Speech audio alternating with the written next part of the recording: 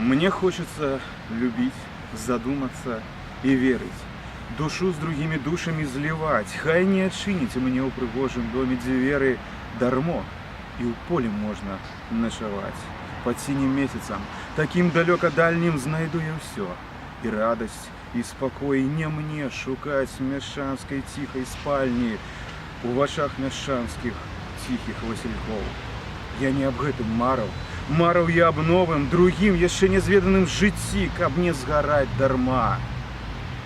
Зрываць з других оковы добром за ўсё добром платіць, где только люди есть, задуматься и верить, душу с другими душами зливать.